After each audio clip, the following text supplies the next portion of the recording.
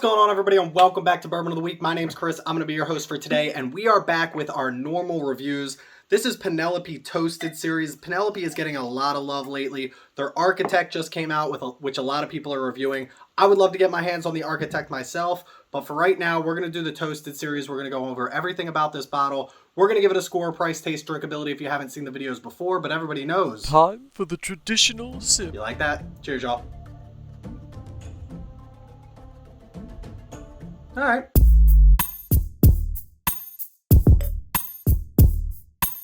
So here's the deal. Here's my background with Penelope. I started with the 4-grain, absolutely loved it for what it is.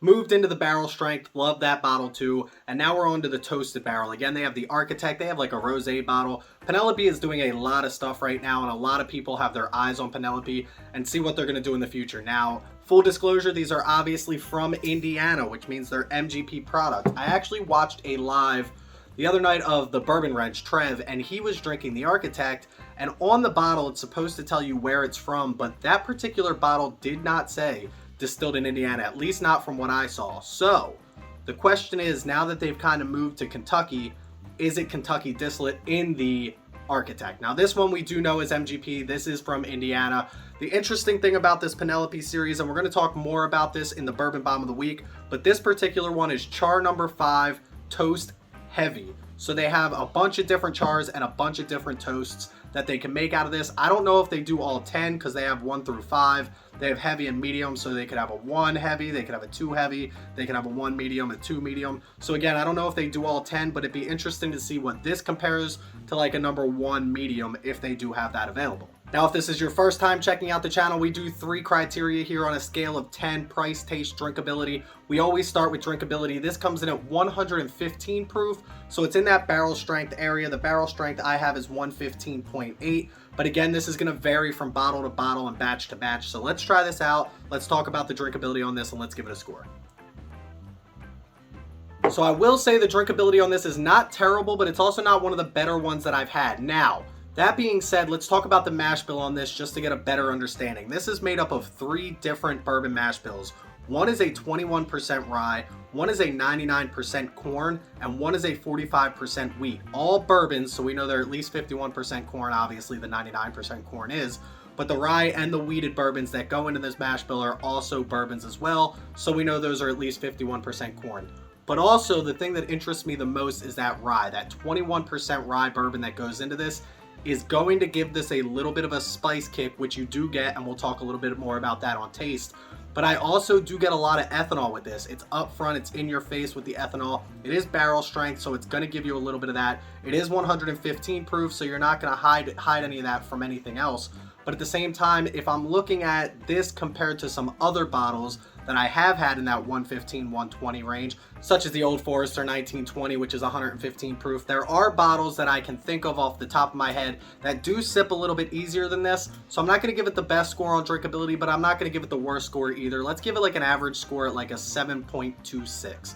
when it comes to drinkability on this. And up next, we're gonna get into taste on this, and taste on this is interesting to me. Now, you're gonna get that rye spice right away, right? We talked about 21% rye, 45% wheat, and then the 99% corn. So you're gonna get a little bit of that rye spice right away. You get that Kentucky hug all the way down. You can definitely pull the rye. It's like a sharp rye too. If you were to ask me, I would think this is a rye if I blinded this over a bourbon. But then you also do get that 99% corn at the same time, which opens it up into some vanillas, some butterscotch, some toffee, which is really kind of hidden down behind that rye spice and also behind that ethanol kick. So you really got to work to pull those particular flavors out.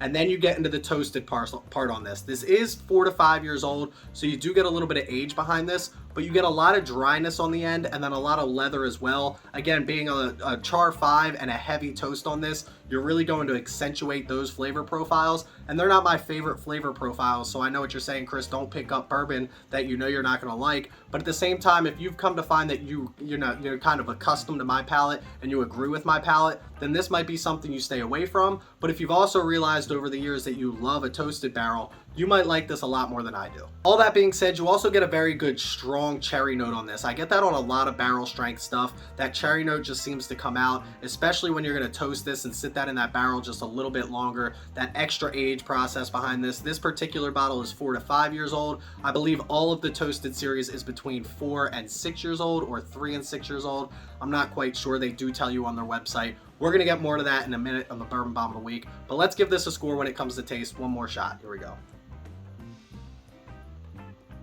I'll be honest with you, this is a little bit better than most of the toasted barrels I had. For not loving toasted barrels, this is one of the better ones that I have had. So let's give this a above average score, I would say, at like a 7.75 when it comes to taste on this. And last but not least, we're going to get into price on this. And what are we getting for this bottle? We're getting an MGP sourced product. We're getting 4 to 5 years old. We're getting the second barreling process when it comes to that toasted barrel, which we know is going to raise the price on this. You're getting a 4-grain bourbon. All of these factors come in to making this price on this, but at $70, it just seems like a tough ask to me. There's a lot of barrel proof stuff out there at $70 or less that I think is better than this particular bottle. Again, this is toasted, which is going to fall out of my preference zone when it comes to bourbon. But at the same time, I just think that $70 is a tough ask for any bottle of bourbon, let alone something that I don't particularly love. So I'm not going to give it a good price score just because other people might love it. I'm going to give it a price score that I think I would pay for it. And I would love it a lot more in that $50 to $60 range. But at the same time, I'm not the one that's bottling this.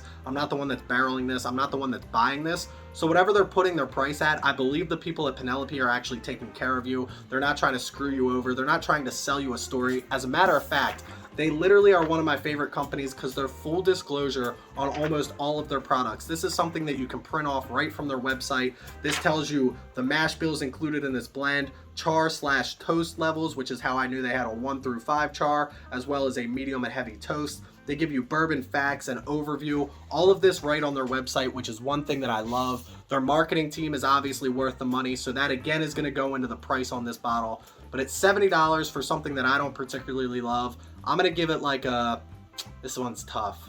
I'm going to give it a 7.32 when it comes to price on this. Again, very average for me. This particular bottle seems like an average bourbon. It's definitely not below average, but for me, it's nothing exceptional. But let's send it over to this week's Bourbon Bomb of the Week and talk a little bit more about this bottle and everything that goes into it. Cheers.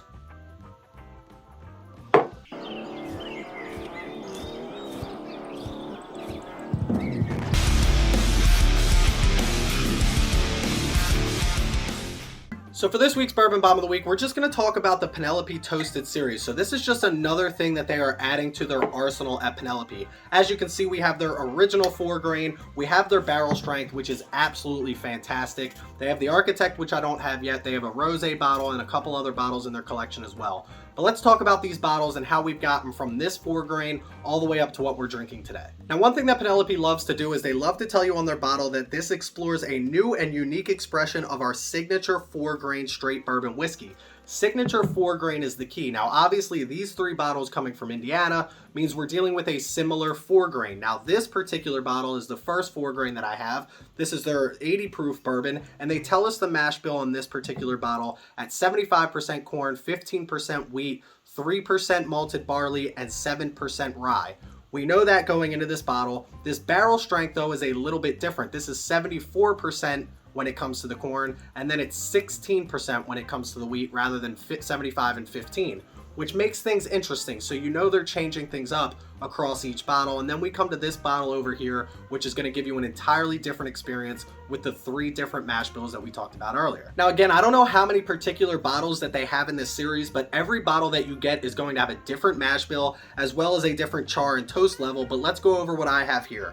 Char level 5, toast heavy. This is aged 4 to 5 years, and this is batch number 77. Now again, you can have char levels 1, you can have char level 2, 3, 4, or 5. This one is literally the heaviest char and the heaviest toast. When it comes to that, I think it's going to give you a little bit different of an experience than if you got a medium toast and a number 2 char. And it'd be interesting to see those two compared to each other. But again, I don't know if they're offering level 1 char with medium, level 1 char with heavy. I don't know if that's what they're doing for this entire thing. But if you can get all 10 of these bottles and compare them next to each other, I bet you will have a different experience when it comes from bottle 1 to bottle number 10. Another thing that I'm unknown about is if all of these come in at 115 proof. If they're getting something charred level 1 and then a medium toast, is that also going to give 115 proof? Is that what they feel like the best proof is for that particular bottle? Or are they batching that different because of a different mash bill and a different char and a different toast level?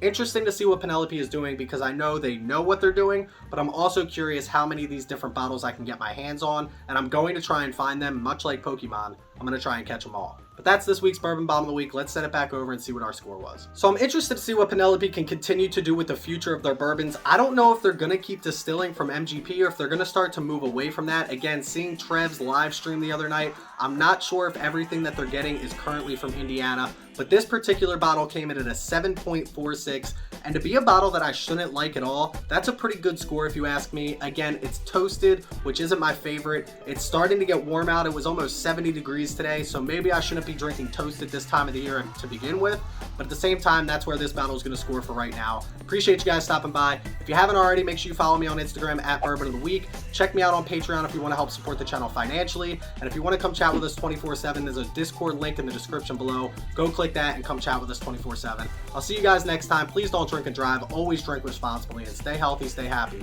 stay drinking. Cheers, y'all. Still pretty good.